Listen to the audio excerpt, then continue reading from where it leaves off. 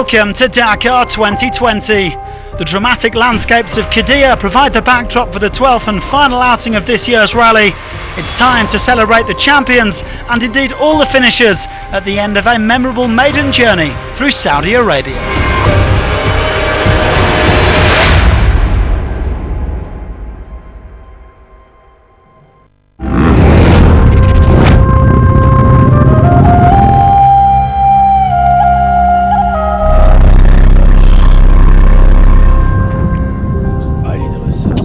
It's going to be a long day. That other guy's been following me all day. And body's strong, the mind is strong, so just carry on. This is Dakar.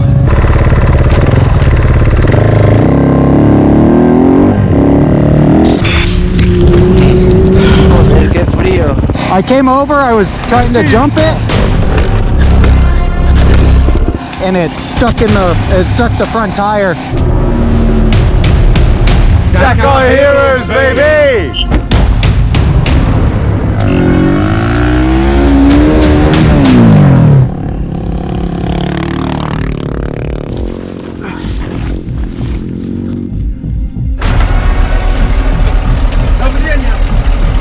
Tonino, tengo problemas con el potenciómetro.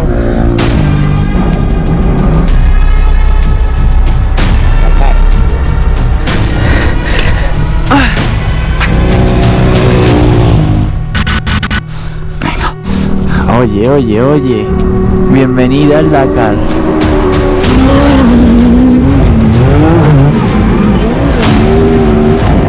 Thank you so much. You're welcome. Va doucement là, c'est comme ça.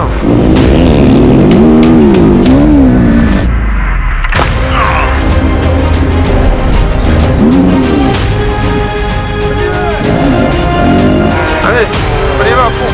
À fond.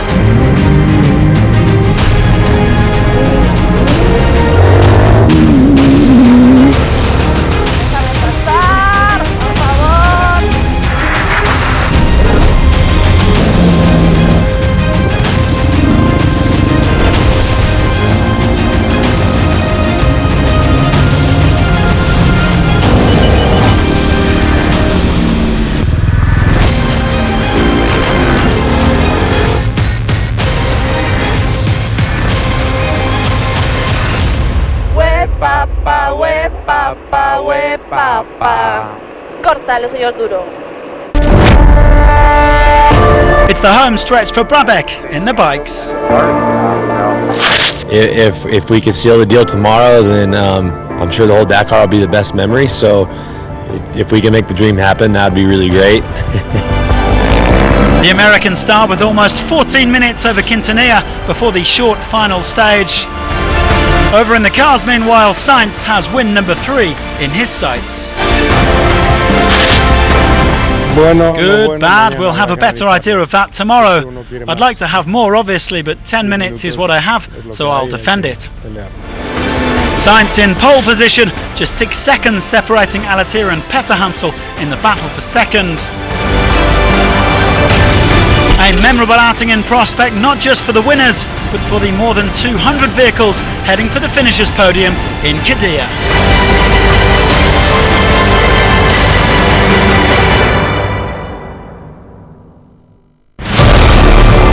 Stage 12, Harad to Qiddiya, the final special of this Dakar. The last 60k are very tricky, so there could still be a shake-up in the standings. In Qiddiya, there'll be a short special that won't count overall, but it should give us a spectacular finale before the podium.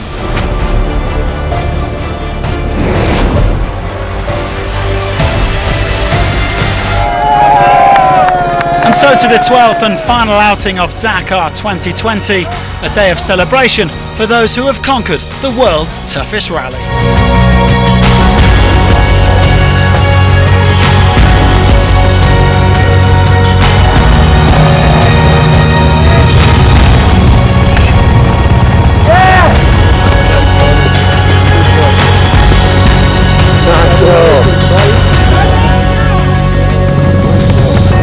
Well, before getting to the big guns, let's have a look at the other categories.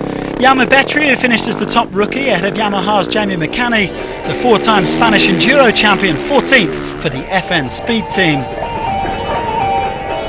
Korean star Myungul Ryu was 5th best among the first-timers.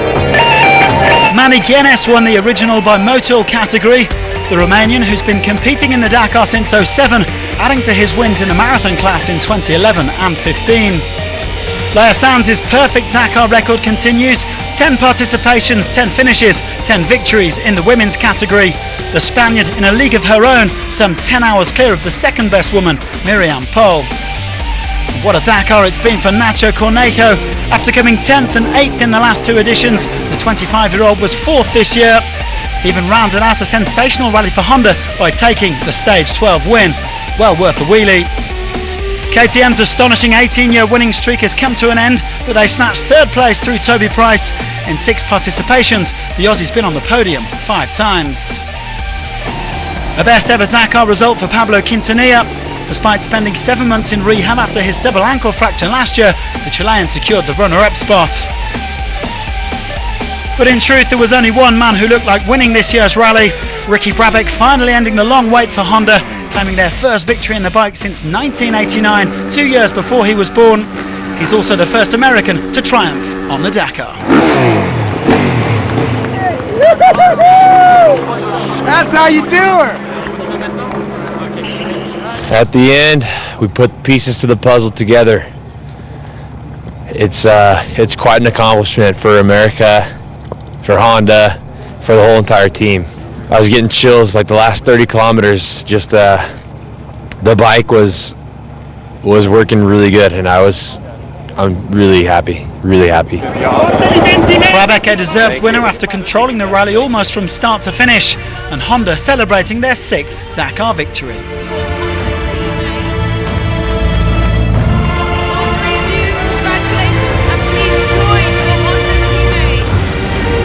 Cornejo taking his 2nd stage win of the rally, 53 seconds ahead of the new champion. Brabec finally completing the Dakar after 3 consecutive abandons, and in some style. 2 Hondas, a Husqvarna and 2 KTMs in the top 5. Brabec's margin of victory 16 minutes and 26 seconds. Ricky Brabec has finally done it. Ever since taking off from Jeddah, he had one goal: to win the Dakar and finally get a Honda on top of the podium. The journey of the bad boy who became a Dakar hero. I was a guy that didn't know what he wanted, you know, and just was having fun, and then now I'm having fun, but I know what I want and I know what I'm working for.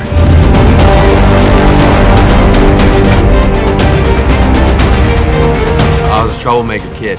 You know, I was always in trouble at school, always in trouble at home. My parents shipped me off to military school when I was like 12. You know, I matured and realized that I was not so smart back when I was a child.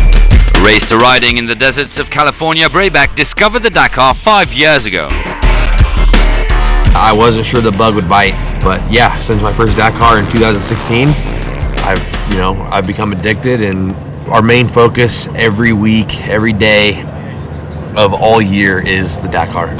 A year ago, he was comfortably leading the rally 2 days from the end before a major mechanical setback.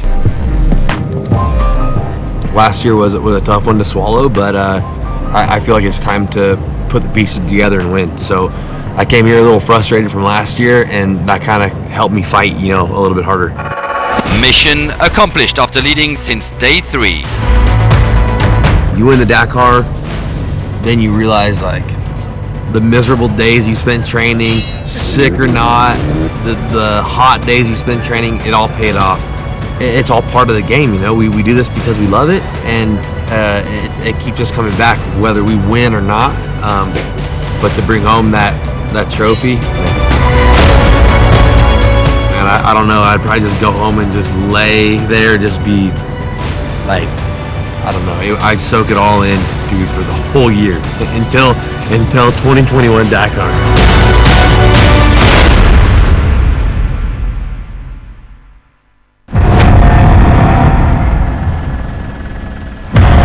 What a final day for Arkadiusz Lindner in the quads. The Polish debutant cruising along with his highly experienced countryman Rafał Sonik. Linda may have come dead last in the class, but he claimed the Stage 12 victory, while Sonic, the Dakar champion in 2015, finished on the podium in 3rd place overall. A really solid outing from Simon Witzer as he came 2nd, just over 18 minutes off the pace, banishing the demons of 2017 and 18 when the Frenchman was forced to quit the Dakar. But in spite of a scare on stage 10, the returning Ignacio Casale held on to clinch overall victory. The Chilean, who won 4 stages this year, securing his 3rd crown in the quads after 2014 and 2018.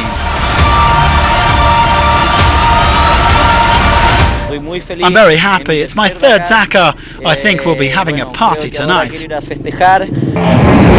Close between Casale and Witzer, but then the gaps really opened up. Manuel Andahar and Kamil Wisniewski both a place higher than last year. Parts of the Saudi Vision 2030 drive to open up and modernise the kingdom. The site for the podium, Qiddiya, is being developed as a new mega attraction. Well, Qiddiya is really a remarkable project that's being built here just on the edges of Riyadh. We're about 30 minutes from the city center of Riyadh. 8 million people there or so today, growing fast. Soon will be more than 10 million. The land itself is beautiful and amazing, like many of the images that we've been able to show to the world through the rest of the Dakar Rally. It's about 370 total square kilometers of area that we have to work from. It's also very dramatic. It has a high side and a low side separated by the Tuwaiq mountain escarpment.